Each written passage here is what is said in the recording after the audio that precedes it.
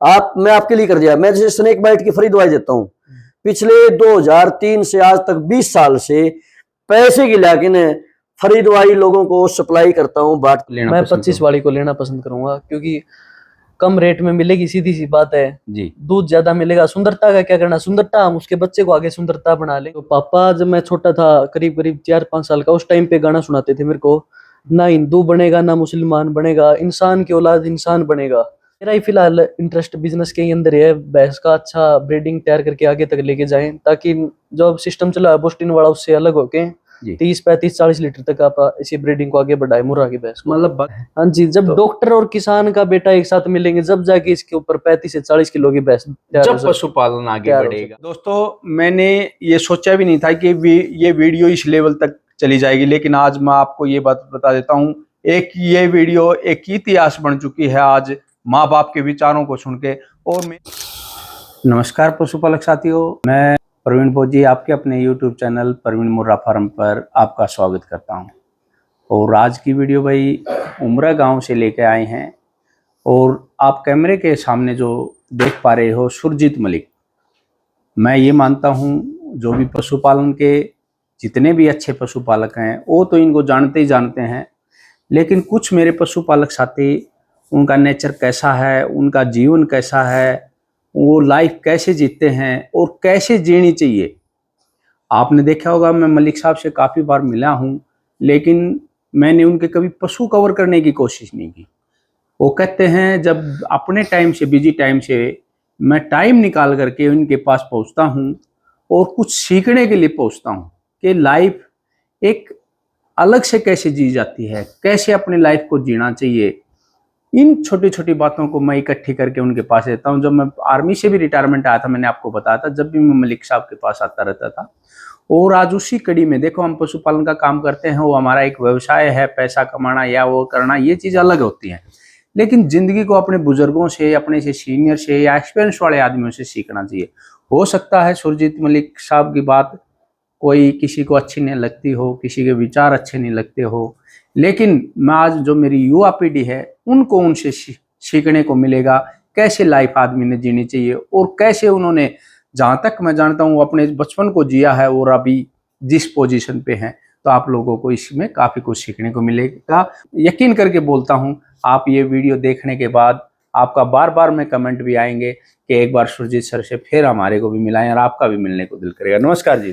होशा नमस्कार, आपका अपने छोटे से डेयरी फार्म पे पहुंचने पे तहे दिल से स्वागत है, और आपके व्यूअर को मेरी तरफ से नमस्कार, सत श्री अकाल, अस्सलाम वालेकुम।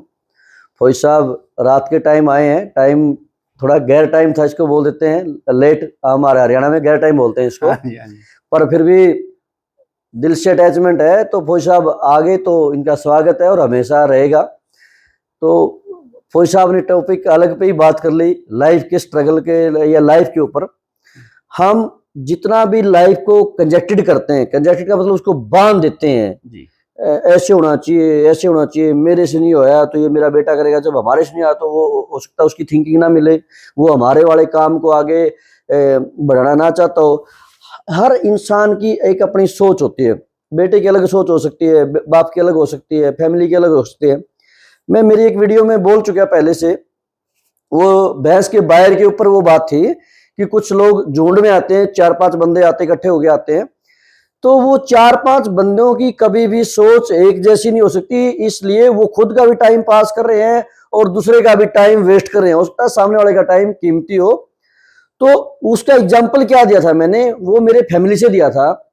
मेरे पापा बहुत छोटी उम्र में, मैं जब 7 साल का था उस टाइम पे एक्सपायर हो गए थे, और इसीलिए शायद मैंने स्ट्रगल ज़्यादा किया, क्योंकि ऊपर कोई संभालने वाला नहीं था।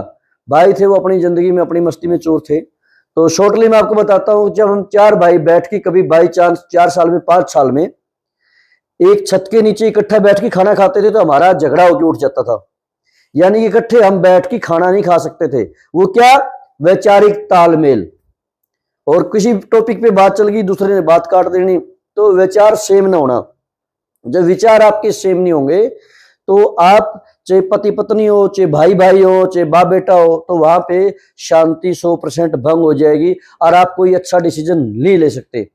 मैं तो यहां तक कहता हूं कि जहां फैमिली के अंदर 3-4 भाई हैं, या बाप बेटा है या पति पत्नी है, यदि उनके बीच में प्यार प्रेम रहता है तो आप परमात्मा के बहुत नजदीकी आदमी हो, जो कि आप शांति की जिंदगी जी रहे हो। नहीं, आज के इस युग के अंदर किसी का भी हर जगह सेल्फ जुड़ा हुआ है। यदि आप एक दूसरे के यस मैन हो, अपनी इच्छाओं को दबा के दूसरे के हाँ में आ रखते हो, तो सामने वाला खुश है। यदि आपने थोड़ी सी भी अपनी इच्छा जाहिर की तो वहीं पे कंट्राडिक्शन, क्योंकि वो आप लोगों ने, बहुत सारे लोगों ने जो युवा हैं, उन्होंने 3 इडियट फिल्म देखी होगी। जी। वो 3 इडियट फिल्म की सीडी मेरी नेफ्यूज, मेरी बेटी ने, भतीजी ने मेरे को ला के दी थी। वो LPU पंजाब में लवली यूनिवर्सिटी में पढ़ती थी जी। और वो बोली अंकल ये आप फिल्म देखना, मैं वैसे फिल्म कम देखता हूँ। माँ क्यों? बोले आप पापा अंकल इसको देखना। चलो माँ देख लेता हूँ। मैं ऐसी क्या बात है? बोले ये मुझे फिल्म है ना, इसको कम से कम 10 बार देख चुकी। ये फिल्म मुझे ऐसा लगता है जैसे इसके डायरेक्टर आप रहे हो। आपके जैसे विचार है ना, तो उसी के आधार पे फिल्म है। तो मैंने मेरी जो फ्रेंड थी उनको बोला कि यही तो मेरे अंकल की सोच है। तो जो फिल्में होती है ना, हम उसका नेगेटिव पार्ट देखते हैं। हाँ, नेगेटिव देखते हैं, लेकिन उसमें भी कुछ सीखने को मिलता है। बहुत कुछ सीखने को मिलता है। वो हमारे कल्चर के ऊपर है। गब्बर रिटर्न बैक है, एक आदमी की डेड बॉडी के साथ कैसे खिलवाड़ किया जाता है, एक मरे हुए आदमी को इलाज जाता है। आज भी ऐसी एक मिडिल आदमी यदि कहीं बीमारी का शिकार हो जाता है तो डॉक्टर उसका खून चूस लेते हैं, पूरी जिंदगी दोबारा वो सर्वाइव नहीं कर सकता। सर एक मैं और जो 2-4 क्वेश्चन है ना वो पूरे करूंगा मैं, क्योंकि लंबी हो जाते हैं। हाँ बिल्कुल होती है। सुरजीत सर की आपको वीडियो लंबी मिल सकती है, लेकिन जो भैया मैं ये कहूंगा पढ़ा लिखा किताबों से नहीं, जो दिमाग से पढ़ा लिखा है वो सुरजीत सर की जो बातों को पकड़ जाएंगे। आप एक जिंदा इंसान किसको मानते हैं और मरा हुआ किसको मानते हैं? हाँ, इसके ऊपर जो भी अपनी बात हुई थी जी। जिंदा इंसान वो है जिसने अभी आज अपना, जैसे फौज साहब हैं, ये इनको कम से कम अभी थोड़े टाइम के अंदर 2-2.5 लाख लोग फॉलो, इनके सब्सक्राइबर हैं। थैंक्स गॉड, इतने थोड़े समय में इन्होंने बहुत अच्छी प्रोग्रेस की। तो ये समाज को किसी न किसी हर चीज से अवगत करवाते हैं, भले ही वो पशुपालन से रिलेटेड हो या किसी और चीज से, यानी कि आपको अंधकार को खत्म करते हैं। ऐसे ही पहले क्या होता था, स्वामी विवेकानंद थे जैसे, उन्होंने अमेरिका में जाके जब स्पीच किया तो पहले वो बाहर उस पे बैठे थे फुटपाथ के ऊपर, तो सोचे कोई भिखारी बैठा होगा। लेकिन जैसे ही स्वामी विवेकानंद ने अंदर जाके ने वहां पे भाई और बहनों से संबोधित करके ने और अपना स्पीच स्टार्ट किया था, तो फर्स्ट 30 मिनट तालियां बजती रही थी, क्योंकि बहन कहने वाला पहला इंसान था वो उस अमेरिका के अंदर। तो एक बहुत सारी एक लेडीज तो उसकी अनुयायी बन के इंडिया में ही आ गई थी वो, और पूरी जिंदगी उन्होंने अपनी त्याग दी थी। तो वो क्या करते थे, वो अच्छे विचार ही तो लोगों के अंदर डालते थे। उन्होंने किसी का बोरी कौन तारी, किसी का अकाउंट कौन खुलवाया, किसी को लाख रुपए नहीं दिए, 1 रुपया भी नहीं दिया, सिर्फ अच्छी विचारधारा देते थे। आपकी एक अच्छी विचारधारा किसी न किसी आदमी का जीवन बदल देती है। तो यही फिल्मों में होता है, उनसे हमें अच्छी पॉजिटिव जो बात लेते हैं समाज के ऊपर वो आधारित होती है, और ऐसे इंसान होते हैं कि उनको देख के बहुत सारे लोग फॉलो करते हैं, बहुत सारे लोगों से लोग प्रभावित होते हैं। बहुत सारे लोग किसी के फैन होते हैं, वो उसका फैन है, कोई किसी का फैन है। क्यों? क्योंकि उसके विचार अच्छे लगते हैं, उनमें उसको विचारों में खुशबू आती है। हरियाणा के अंदर आज से 60-70 साल पहले लक्ष्मी चंद गायक होते थे, जो आज घटनाएं घट रही हैं, फोन पे बात कर रहे हैं, उन्होंने 60 साल पहले बोल दिया था, आके बगैर देखे एक दूसरे से बात होगी, ये होगा, आदमी आसमान में हवा में उड़ेगा, बहुत सारी बातें ऐसे वो पहले, क्योंकि उनके जो वाणी पे होती है ना, वो परमात्मा सरस्वती के दे के भेजता है, उनको साथ में पैदा करता है। तो ऐसे लोग गॉड गिफ्टेड होते हैं। तो यही आज के अपने कल्चर के ऊपर देख लो, हम एक बच्चे को, जो आज के युग के अंदर जो बच्चे हैं, उनके ऊपर जितने भी युवा है, मेरी एज के हैं या मेरे से पहले वाले जो 60, मेरी 45 ओल्ड है एज है मेरी, जो 60 साल के 55 साल के बंदे हैं, उनसे लगा लो, वो अत्यधिक बच्चों के ऊपर प्रेशर रखते हैं, सिटी में छोड़ देते हैं, 1 बच्चा पैदा करते हैं या 2 बच्चे पैदा करते हैं, उनको स्टडी के लिए बाहर छोड़ देते हैं। कभी माँ बाप के संस्कार और प्यार मिल ही नहीं पाता। इसलिए मेरा बेटा IAS बन जाए, मेरा बेटा जज बन जाए, मेरा बेटा कुछ बन जाए। अरे बढ़ाने वाला तो वो है, इंसान के बस में कुछ भी नहीं है। हम सिर्फ अटेम्प्ट करते हैं और उसकी खुशियों का गला घोटते हैं अपने सेल्फ के लिए, अपनी ईगो के लिए। अगर हमारा नाम हो, मेरा बेटा जज है, मेरा बेटा SP है, फिर क्या हो गया? क्या अलग होगा उसमें, ये बताओ? वो भी तो 2 वर्ष की रोटी खाता है। उसने अपने वजूद के लिए, अपनी ईगो के लिए उसको एसपी तो बना दिया, लेकिन उस एसपी को एक इंसान से नौकर बना दिया। हाँ, सबसे पहले इंसान बनना नहीं चाहिए। इंसान सबसे पहले क्या है, इंसानियत है। अभी हर कोई भी एम्प्लॉयज है, चाहे कोई जज भी क्यों ना हो, एक सुप्रीम कोर्ट का जज भी है, उसके ऊपर एक मूर्ख आदमी कमांड करता है। यदि कोई सांसद, कोई पीएम, कोई सीएम अंडर मैट्रिक या पढ़ा लिखा अनपढ़ आदमी है ना, वो उस एक सबसे दुनिया के पढ़े लिखे आदमी के ऊपर कमांड करता है। क्यों? हमारा लोकतंत्र है, वोट का राज है। और मैंने इससे एक एग्जांपल भी दिया था, हमारे बरवाड़ा से एक विधायक बना था घोड़ेला, वो राजदूत 1500 के मोटरसाइकिल पे दूध बेचता था। जब वो कांग्रेस की पार्टी में विधायक बन गया तो उस विधायक को एसपी और जज ने या अपने उसका जो कमिश्नर होता है, जिले का जो अधिकारी होता है, उसको 5 साल सलूट मारना पड़ेगा। और यदि वो गढ़ोला स्मोकर है ना, कोई भी विधायक एनीबॉडी या सीएम स्मोकर है, तो वो धुआं मारता है उस अफसर के पास, क्योंकि उनको पता है वो दूसरी दुनिया के नहीं है। आज मैं दिखाऊं इसको, जब मैं पतली गलियों से बाइक लेके पुलिस वालों से बच के निकलता था, कभी हेलमेट का चालान ना काट दे, कभी साउंड का चालान ना काट दे, आज मैं उनके ऊपर बैठा हूं। क्यों? आई एम द विधायक। और उनको फीलिंग कराता है। तो कहना मैं क्या चाहता हूं, जिस माँ बाप ने उस एसपी तो बना दिया, उसको कमिश्नर तो बना दिया, लेकिन उसकी शांति भंग कर दी, उसकी स्वतंत्रता छीन ली उससे। वो उस घोड़ेले को, घोड़ेला फॉर एग्जाम्पल, घोड़ेले जैसे विधायक को 5 साल सलूट मारेगा। वो उसकी न चाहते हुए उसकी बात में यस में यस हमें मिलाना पड़ेगा। This is the job. जो कि मेरी बात बहुत लोगों को कड़वी लगती है, क्योंकि ये सच्चाई है। अब उस आदमी की तो जिंदगी बर्बाद होगी ना, जो न चाहते हुए भी उस स्मोकर को सलूट मारना पड़ता है। उसका हो सकता है उसको सुबह देखनी दिमाग इरिटेट हो जाता हो, सारा दिन सिर में पेन किलर लेना पड़ता हो। कई हमारे हेडेक होता है ना, हेडेक अपने आप में बीमारी नहीं है। चलो सर, हेडेक, एक मिनट, हेडेक एक दूसरी बीमारी का साइड इफेक्ट है। मैं आपका चेहरा को देखना चाहता, फॉर एग्जाम्पल आपका को देखना चाहता, और सुबह आपके दर्शन हो गए तो मुझे हेडेक हो जाएगा। तो ऐसी दिनचर्या बहुत सारी है। तो दोस्तों, विचारों से ही पता चलता है आदमी का कि आपको इस चीज की बताने की कोशिश करूंगा मैं कि जीवन क्या है और जिंदा किसको बोलते हैं इंसान को, और मरा हुआ इंसान कौन होता है। तो आपने भी जिंदा इंसान और मरे हुए इंसान में क्या फर्क है, वो मलिक साहब से आप ये सीखेंगे। सीधी सी बात है भाई साहब, जो आदमी एक पशु की तरह लाइफ व्यतीत करता है, सुबह खा लिया पी लिया और अपनी लिमिट दायरे तक जो जिंदा है, अपनी मूलभूत इच्छाएं तक, जिसने कभी किसी के अपने भाई बहन माँ बाप समाज के बारे में कभी सोचा ही नहीं, और उसका एक पड़ोसी को भी ये नहीं पता कि ये बंदा क्या करता है, क्या रहता है, उसका आपकी यानी कि प्रेजेंटेशन नहीं है, कहीं पे भी प्रेजेंटेशन नहीं है। कोई भी सामाजिक एक्टिविटी में आप साझा नहीं होते हो, कोई किसी गलत को गलत नहीं कहते। जब आप कहीं पे इन्वॉल्व ही नहीं होगे किसी काम में, किसी साझे काम में, तो आप गलत और ठीक का तो अंतर ही नहीं ढूंढ पाओगे। आप तो जंगली हो जाओगे, जंगल की तरह व्यतीत करोगे जैसे जंगली जानवर रहते हैं उस तरह। लेकिन आपको किसी की तकलीफ के ऊपर थोड़ा तरस आता है, या उसकी हेल्प करते हो, या कोई दो आदमियों में वाद विवाद हो रहा है, एक को आप बोलते हो हाँ तू रॉन्ग है, गलत है, तो वो आपकी क्या है, प्रेजेंटेशन है। प्रेजेंटेशन, लाइव प्रेजेंटेशन, आप जिंदा हो। एक आपके सामने कोई किसी के ऊपर अत्याचार कर रहा है और आप इग्नोर करके जा रहे हो, तो वो हो सकता है उस आदमी ने आपसे उम्मीद करी हो शायद वो बंदा आ रहा है वो मेरी मदद करेगा, और आप बाइकट मार गए, तो आप उसके लिए क्या हो, मरे हुए इंसान हो। इसी तरह लाइफ के अंदर बहुत सारी घटनाएं हैं।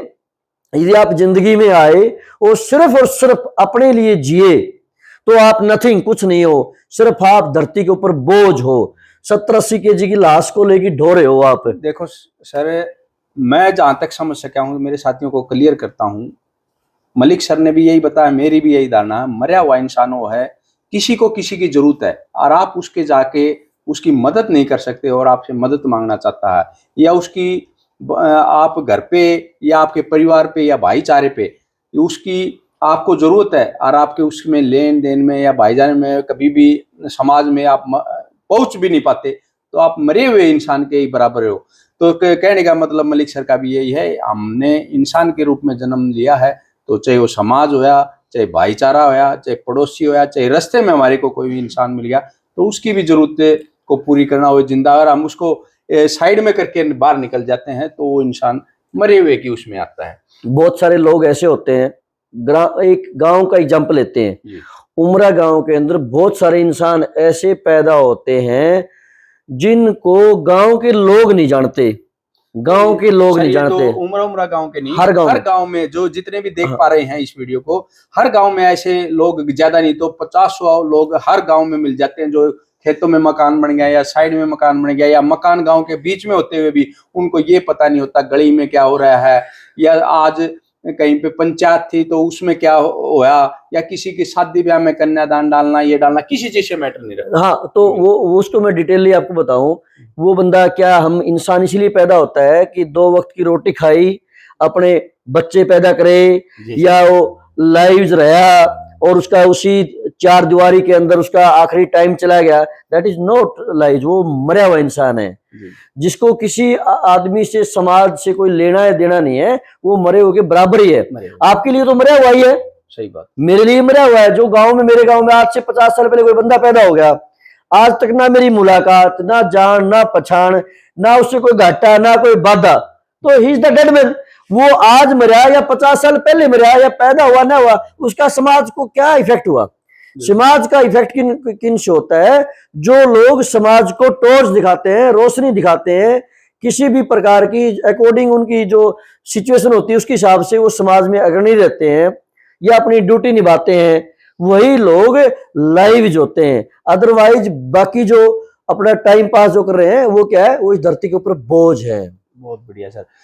तो सर, हाँ, बोलिए। मैं क्वेश्चन करूंगा, आप जल्दी जल्दी जवाब देना ताकि आपके जवाब हो सकता है जल्दी ना दे पाऊं, हाँ, तो कोशिश करेंगे। एक बात मैं ये पूछना चाहता हूँ, आज की जो जनरेशन है, युवा पीढ़ी, उनसे आप क्या संदेश देना चाहते मैं हैं? ये संदेश देना चाहूंगा, अच्छी एजुकेशन लें, एजुकेशन में कभी भी जॉब को टारगेट न करें, एजुकेशन को एज ए मूवी लें, जैसे आप कोई मूवी देख रहे हो, और एजुकेशन को इस तरीके से लें कि आपका माइंड डेवलप कैसे हो, आपका लोग इस्तेमाल ना कर सके, आप अपनी जिंदगी को इजी कैसे बना सको, आप अपने जो माँ बाप की है उसकी इमेज को खराब न करें। मैं ये नहीं कहता कि आप माँ बाप के खिलाफ जाओ, लेकिन माँ बाप गलत रास्ते पे चलता है और आपको एजुकेटेड प्रेशर कर करके ने वो इस तरह के एजुकेशन दे रहा है कि आप उसकी हमा मिलाते रहो, उसके दब्बू रहो। उस एजुकेशन के मैं पक्ष में नहीं हूं।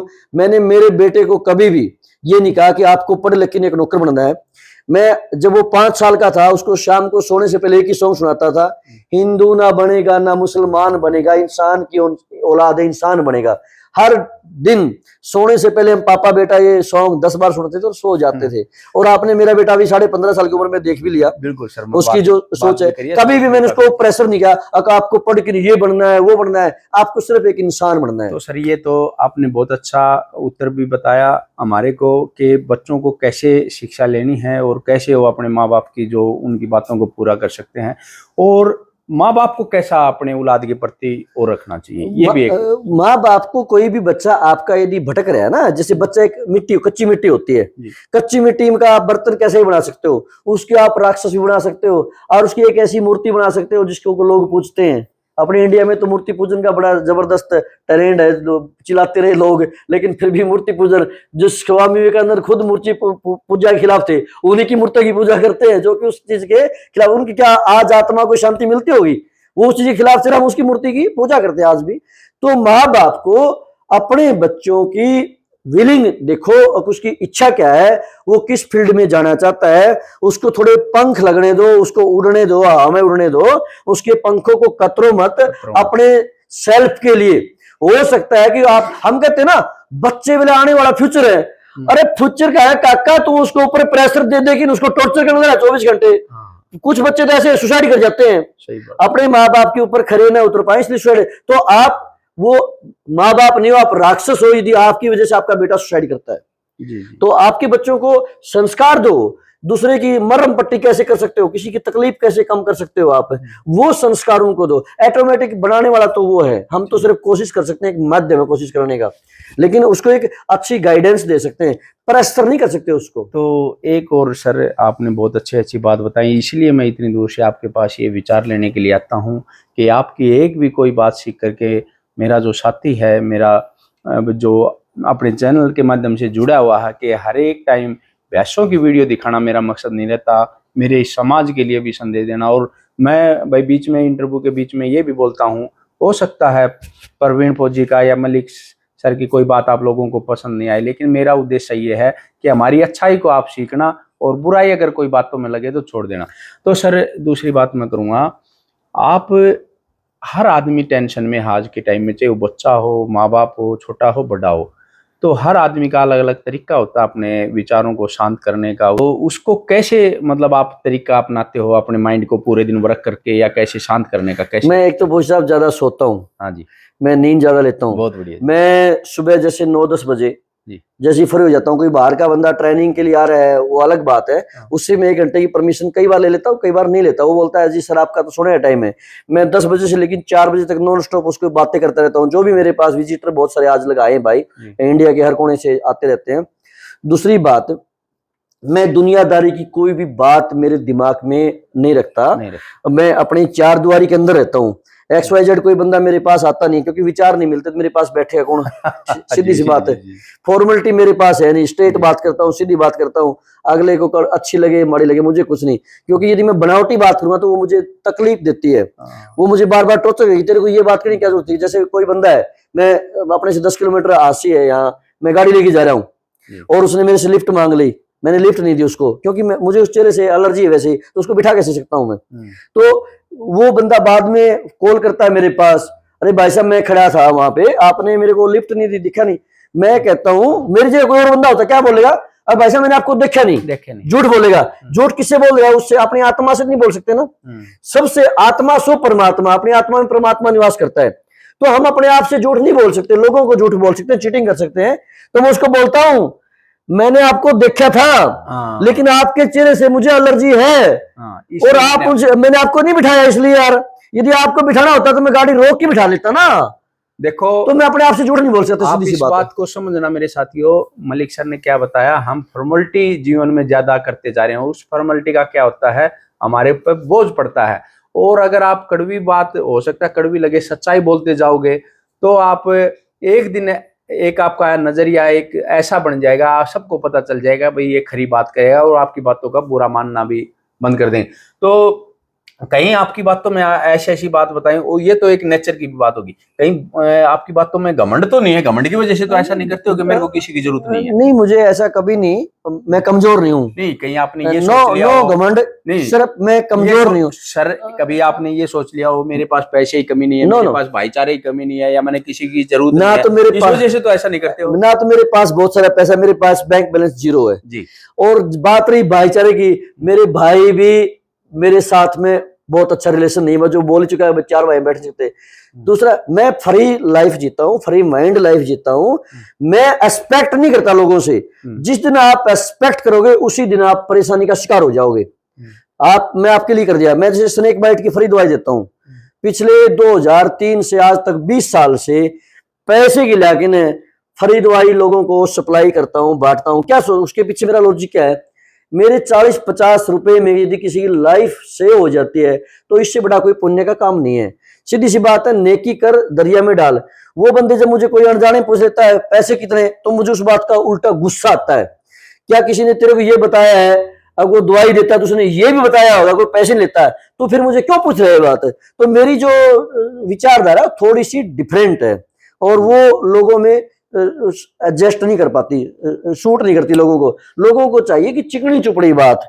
अब एक आदमी है, वो आपसे बात तो मिठी चिकनी चुपड़ी करेगा, लेकिन वो सोचेगा क्योंकि इसके तन पे कपड़े क्यों सारा नंगा कद होगा ये। मैं ये नहीं सोचता, मैं सोचता हूँ हर कोई कंफर्ट की जिंदगी जिए, आराम से जिंदगी जिए। हम किसी को, मेरी सोच ये है, किसी को सुख नहीं दे सकते तो तकलीफ ही ना दें, सीधी सी बात है।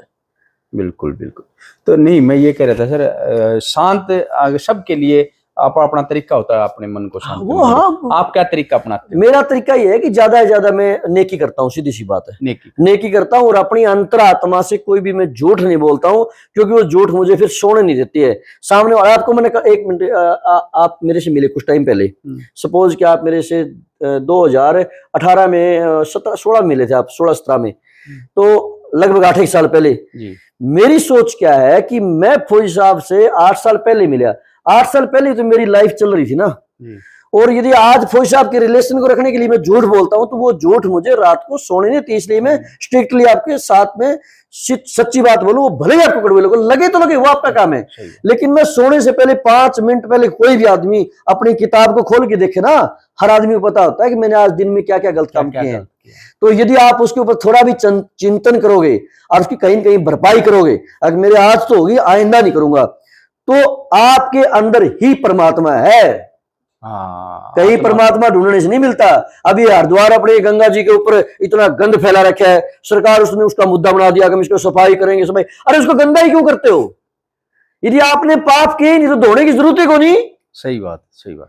पाप ही कम कर दो, पुण्य करने की सीधी सी बात है। किसी के लिए गलत सोचना भी पाप है। जी जी। मैं ये सोचता हूं कि फौज साहब के घर पे शांति क्यों है, इनका चैनल आगे क्यों बढ़ रहा है, या इनकी भैंसें क्यों सेल हो रही है, इनकी भैंसें अच्छा दूध क्यों दे रही है, नए नए लोगों से इनके संपर्क सूत्र क्यों रहे, वो मैं पाप का भंडारा मेरे लिए भर रहा हूँ। जी जी। इसीलिए किसी के लिए सोचो तो अच्छा सोचो, पॉजिटिव सोचो, पॉजिटिव करो। बहुत बहुत धन्यवाद सर।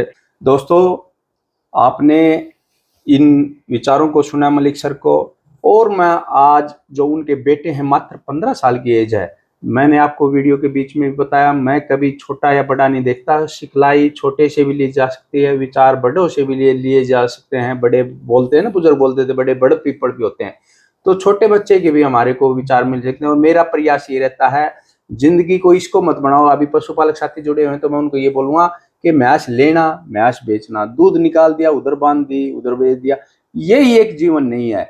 ये जो वीडियो लाने का मकसद यही था कि मेरे कई साथी हैं जो पशुपालन से जुड़े हुए हैं, वो उसी चीज में रुचि रखते हैं, उसी चीज को बड़ा मानते हैं कि मैंने महंगी भैंस बेच दी, मैंने वो, लेकिन जो आप इंसानियत को कभी अपने जीवन में नहीं छोड़ना। तो मैं आज जो मलिक सर के जो बेटे हैं, क्या नाम है सर? विद्यंत से आपको मिलाऊंगा, और उनके भी मलिक सर के साथ साथ विचार सुनने को मिलेगा। और विद्यंत, आना बेटा एक बार।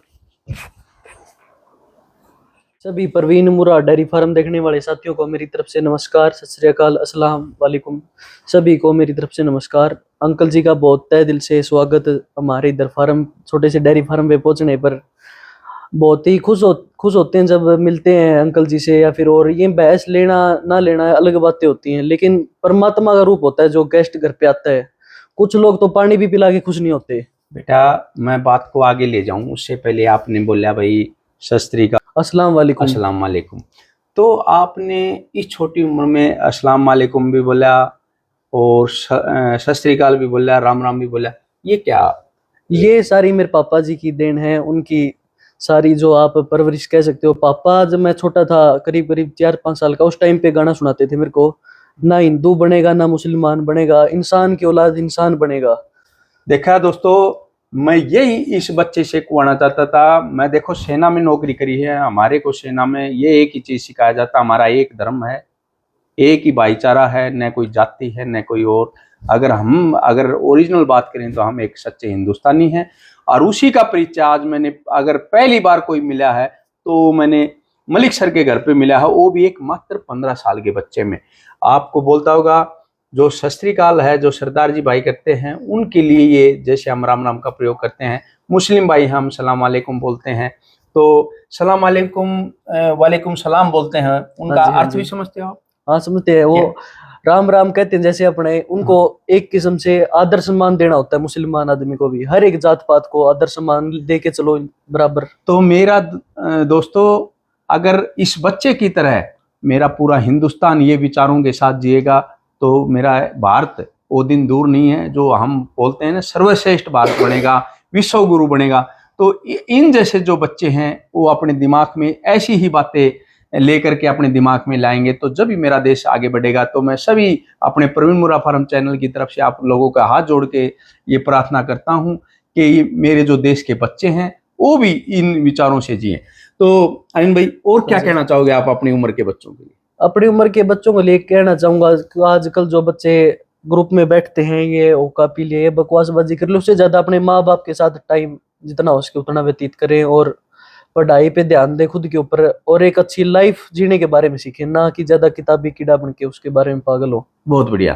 तो अगली बात मैं करूं बेटे, तो आपके पापा के विचार और आपके विचारों में कितना डिफरेंट है? वो क्या चाहते हैं, आप क्या चाहते हैं? हमारी मोस्टली थिंकिंग तो सेम है पापा की और मेरी, कोई ज्यादा फर्क नहीं है। पापा भी यही कहते हैं कि सबसे पहले इंसान बनो, सबसे पहले तो बाकी बातें सारी बात की हैं, काम बनना ना बनना बाकी सारी ऊपर वाली मर्जी है। तो जैसे आपके पापा की रुचि हमेशा पशुपालन में रही है, हाँ जी। तो आपका इंटरेस्ट अभी किस चीज में जा रहा है? मेरा ही फिलहाल इंटरेस्ट बिजनेस के ही अंदर है, भैंस का अच्छा ब्रीडिंग तैयार करके आगे तक लेके जाएं, ताकि जो अब सिस्टम चला है बोस्टिन वाला उससे अलग होके जी। 30-35-40 लीटर तक आप इसी ब्रीडिंग को आगे बढ़ाए मुर्गा की भैंस को। मतलब बगैर मेडिसिन के अपने पशुधन को इस लेवल तक ले जाना कि 35-40 केजी दूध, हाँ जी, मेरी हाँ जी। भारत की जो मुर्रा नस्ल है वो उस दूध को निकाले और हाँ पूरा जी। भारत अच्छे दूध वर्ल्ड का उत्पादन फेमस हो। बने, हाँ जी। वर्ल्ड फेमस बने। हाँ जी। बहुत अच्छी सोच है बेटे। तो इसके लिए आपने आपके पापा से क्या गहराई में सीखा जो एक आम साथी भी, पशुपालक साथी भी आपसे सीख? छोटे से अंकल जी अब तक सीख ही रहे हैं और ये नहीं, तो सीख रहे हैं अभी तक। आपने खत्म नहीं होगा। पशुपालन में क्या सीखने की कोशिश की? अभी तक अंकल जी जो मेडिसिन है, सबसे पहले तो इंसानों को पढ़ना सीखा है। अच्छा। इंसान को पढ़ना सबसे ज्यादा जरूरी है, ये जी। चीजें तो आदमी बाद में ही सीख लेगा। अच्छा। एलोपैथी का सब डॉक्टर 2 से 3 दिन में आदमी बन जाता है, कोई बड़ी बात नहीं है, लेकिन इंसान पढ़ना सबसे बड़ी बात है। तो आप पशुपालन में इंटरेस्ट रख रहे हो, बोल रहे हो। हाँ जी अंकल जी। तो किस पशु को आप दूध वाले को अच्छा मानते हो या सुंदर वाले को अच्छा मानते हो या दोनों को अच्छा मानते हो? तो कैसे उसमें difference सबसे है? पहले तो अंकल जी इनकम तो देखो दूध से आनी है। दूध को से दूध से आने, सुंदरता का क्या? सुंदरता तो हम उस दूध वाले पशु के ऊपर ब्रीड तैयार करके आगे सुंदरता बना लेंगे, उससे अच्छा जी। सीमन रखवा के हाँ। आगे अच्छे बुल से मीटिंग करवा के उससे आगे बढ़ जाएगा, ब्यूटी प्लस मिल्क हो तो जाएगा। आपके उसमें मतलब एक 25 केजी प्लस की ब्यास है और हाँ एक 15 केजी या 20 केजी की प्लस की ब्यास है। हाँ जी। तो वो सुंदर ज्यादा है और जो 25 वाली है वो सुंदर नहीं है, तो आप कौन सी को लेना मैं पसंद 25 करोगे? वाली को लेना पसंद करूंगा, क्योंकि कम रेट में मिलेगी, सीधी सी बात है। जी। दूध ज्यादा मिलेगा। सुंदरता का क्या करना? सुंदरता हम उसके बच्चे को आगे सुंदरता बना लेंगे, लेकिन फिलहाल 15 किलो वाली के ऊपर पैसा खराब भी करना है कुल तो मिला एक के। बात आपने खुद बोला हाँ कि जी। 25 केजी वाली सस्ती मिलेगी हाँ जी। और 15 वाली महंगी मिलेगी, क्योंकि क्यों? सुंदरता के लिए हरियाणा में वही बात है ना, कुछ भैंसे कम मिल जाती हैं रेट के अंदर दूध के अंदर, क्योंकि लोग सुंदरता और मोटा चाम ज्यादा देखते हैं आजकल लोग।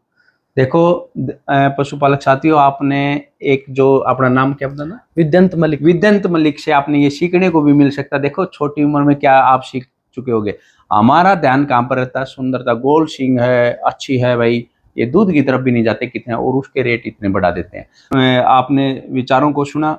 और बेटे अभी इस पढ़ाई में आप क्या बिजनेस और कर फिलहाल मैं +1 मेडिकल के अंदर हूँ, ताकि मेडिकल लाइन से ही, मेडिकल से संबंधित काम है ये। तो किसानों ने वैसे अपने खराब कर दिया सारा काम, लेकिन मोस्टली काम ये भैंसों का, डॉक्टरों का ही है देखा जाए तो तो। आप मेडिसिन कर रहे हो, मेडिकल साइंस है, साइंस से कर रहे हाँ हो, जी। हाँ जी। तो साइंस साइड तो डॉक्टर की तरफ जाता है। हाँ जी, जब तो- डॉक्टर और किसान का बेटा एक साथ मिलेंगे, जब जाके इसके ऊपर 35 से 40 किलो की भैंस तैयार हो जब सकती पशुपालन आगे तैयार हो बढ़ेगा। सकता है। तो मेरे बच्चों, अगर आपने माइंड में ये सेट कर लिया कि बेटे ने बताया कि पशुपालन भी जब ही आगे बढ़ेगा, एक किसान का बेटा और डॉक्टर दोनों मिलके इस व्यवसाय को आगे तक ले जाएंगे, जब ये और बहुत कुछ अपने सीखने को मिले। तो आप अपनी उम्र के जो बच्चे हैं आजकल पढ़ाई में ध्यान रखते हैं और खेती बाड़ी की तरफ या अपने माँ बाप के जो व्यवसाय उसकी तरफ कम ध्यान रखते हैं, उसके बारे में क्या कहो? यही कहना चाहूंगा, अपना कल्चर ना भूलें। सबसे पहले कल्चर में जो आपके माँ बाप की है उनकी इज्जत का ध्यान रखें, और उसी जो व्यवसाय करे उन्हीं को आगे बढ़ाने ही सोचे, ना कि नौकरी के पीछे भागे। नौकरी के पीछे।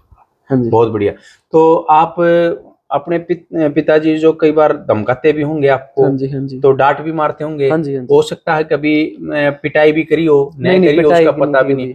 तो आप उस टाइम पे आपका गुस्सा आता है या उन विचारों को कैसे लेते हो कि मैं पापा उस क्यों डांट गुस्से को हमेशा पॉजिटिव ही लेता हूँ जी। कि कुछ ना कुछ इस बात से सीखने को मिलेगा, क्योंकि इनकी एज ज्यादा, अनुभव ज्यादा रहा है, जी। तो मेरी गलती मानता हूँ हमेशा और कुछ ना कुछ सीखने का प्रयास करता हूँ। देखो बेटा, आज दोस्तों इस वीडियो को मेरे छोटे बड़े सभी इंसान देख रहे होंगे। एक छोटे सी उम्र के बेटे ने क्या बात बताया, जब पापा डांटते हैं या कुछ और करते हैं तो छोटे बच्चा क्रोधित होकर उसके विचारों को उल्टा लेकर के और वो दूसरी तरफ जाता है या घर से भाग जाता है, या और भी सुसाइड वगैरह के भी केस कर लेते हैं। काफी बच्चे ऐसे हैं। लेकिन बेटे ने बताया कि मैं अपने पापा के जो डांट को है पॉजिटिव लेता हूँ, कि मेरे को ये सिखाने की कोशिश करते हैं, इसलिए इनको गुस्सा आया है, मैंने कुछ गलत किया है इसलिए ये क्या है। तो मैं मेरे सभी जो मेरे छोटे बच्चे हैं, छोटे भाई हैं, उनको भी मैं ये कहूँगा कि बेटे से सीख करके आपने ये शिक्षा लेनी है कि उस गुस्से को, माँ बाप के प्रेशर को आपने कैसे लेना है और कैसे आगे बढ़ना है। काफी ज्यादातर बच्चे तो इसी बात से परेशान रहते, पापा ने मेरे को कह दिया 3-4 दिनों तक, मतलब दिमाग उसी में खाए, हाँ, बोलते उस चीज भी। का कोई फायदा है नहीं, उस चीज को पॉजिटिव लेकर और आगे बढ़ो, आप आगे से गलती है दोबारा नहीं होगी, तो फिर कामयाबी मिल ही जाती है आदमी को। बेटा बहुत बहुत धन्यवाद है, आप लोगों ने भाई इतना मेरे को कीमती टाइम दिया। और मेरा तो जीवन में हमेशा ये प्रयास रहता है कि एक अच्छी बात किसी से भी सीखने को मिल जाए तो जीवन बदली हो जाता है। तो इस वीडियो के माध्यम से आपने तो काफी कुछ सीखने को मिला होगा। और मैं आपके कमेंटों के ऊपर दोबारा मलिक सर के पास आपको लेके आऊंगा। अगर मैं अभी टाइम की बात करें तो 9 बजे को 9 PM हो चुके हैं, रात के 9 बज चुके हैं। कोई किसी के घर पे बैठना पसंद नहीं करता और कोई किसी को बिठा के खुश नहीं होता। मैं एक फौजी होने के कारण ये भली बात ही जानता हूँ, लेकिन मैं मेरे एक इंसानियत होने के नाते मैंने जो जिससे जो ज्ञान मिलता है मैं उस ज्ञान को इकट्ठा करके आप लोगों तक पहुंचाने की कोशिश करता हूं। ये जो आज संदेश था, आप ये समझ सकते हो कि एक 5 साल से बच्चे के लेके एक बड़े होने तक, बुजुर्गों तक आपने इस वीडियो को सुनने में मिला। तो मलिक साहब, मैं आप इस फाइनल में आपको एक एडवाइस या एक मेरा परामर्श, जो मेरी एक सोच है वो शेयर करना चाहूंगा एक बाप और बेटे के प्रति। बेटे का बाप से अच्छा कोई फ्रेंड नहीं हो सकता। बिल्कुल। और स्कूल टाइम को यदि छोड़ दिया जाए तो हम मोस्टली टाइम साथ में स्पेंड करते हैं, चाहे वो विजिट की बात हो, कहीं पे भी हो, तो हम एक दूसरे के इर्द गिर्द ही रहते हैं। मोस्टली बच्चे मेरे क्लास वाले पूछते हैं तेरा घर पे मन कैसे लग जाता है, बाहर क्यों जाता? मेरा पापा के साथ ही कंपनी रहती है, तो मेरे को बाहर इसलिए जाना पसंद ही नहीं है, घर से बाहर निकलना। क्योंकि एक बेटे से ज्यादा बाप की फीलिंग कोई नहीं समझ सकता। और बाप का वो जो दौर होता है उसी दौर से गुजरा हुआ है, जो इसके आज टाइम है, ये टाइम मेरे अंदर से निकला हुआ है। तो वो मैं उस चीज को अच्छी तरह, वो सब टोटल फीलिंग वगैरह को मैं समझता हूँ। तो हम टोटली बात एक दूसरे के साथ में लाइफ की अच्छी बुरी सारी बातें शेयर करते हैं एज ए फ्रेंड, क्योंकि हमारे से अच्छा कोई फ्रेंड नहीं हो सकता। जो भी फ्रेंड होते हैं वो तो वही 3 इडियट वाली बात होती है, यदि आपके नंबर ज्यादा आ गए तो उनको क्या होती है, तकलीफ होती है। और यदि आप फेल हो गए तो तकलीफ जब भी होती है, तब सिर्फ इतनी तकलीफ होती है कि मेरा एक फ्रेंड पीछे रह गया, कंपनी खत्म होगी, लेकिन नंबर जो उसको ज्यादा आ गए एजुकेशन में, फॉर एग्जांपल है ये, तो उससे ज्यादा तकलीफ होती है। और ये नंबर कैसे लगा, अरे आप इसके फ्रेंड हो तो इसके नंबर और आपके नंबर में क्या मिल सकता है। लेकिन बाप हमेशा ये चाहता है जो मेरा छोटा फ्रेंड है ये मेरे से हमेशा अव्वल नंबर ले, तो इससे ज्यादा अच्छा फ्रेंड तो हो ही नहीं सकता। तो वो अंडरस्टैंडिंग किस पे करती है, डिपेंड करती है ऑन उसके सन के ऊपर भी। तो हम एक दूसरे की जो फीलिंग है वो इतनी अच्छे से समझते हैं कि शायद कोई लोग समझ सकते हो। दोस्तों, मैंने ये सोचा भी नहीं था कि ये वीडियो इस लेवल तक चली जाएगी, लेकिन आज मैं आपको ये बात बता देता हूँ, एक ये वीडियो एक इतिहास बन चुकी है आज माँ बाप के विचारों को सुन के। तो ये आज आपने वीडियो का निचोड़ भी सुना और सारे विचार सुने। और दोस्तों, वीडियो लंबी हो जाएगी, फिर मैं आप लोग इसमें जो भी कमेंट करोगे सुरजीत मलिक के पास या और किसी ऐसे जो शख्स हैं जो आपको कुछ सिखा सकते हैं, मैं उनके पास से भी ये वीडियो दोबारा लेके के आऊँगा। और बहुत बहुत धन्यवाद मलिक साहब। धन्यवाद फौज साहब, आपके चैनल को देखने वाले सभी मेरे व्यूअर का मेरी तरफ से नमस्कार, सत श्री अकाल, अस्सलाम वालेकुम। और बेटे, आपका मैं फिर भी धन्यवाद करता हूँ कि आपने इस उम्र में जो अपने विचारों को संजोया है और सभी को अपने विचार जो दिए, उसका भी मैं आपका आभारी हूँ। और मैं आपको शुभकामनाएं देता हूँ, आपको आशीर्वाद भी देता हूँ कि आप और भी आगे बढ़े और जो आपके पापा के विचार हैं और आपके विचार हैं, उनको विचारों को आगे लेके समाज में अच्छा काम करें। जय हिंद। धन्यवाद, जय हिंद।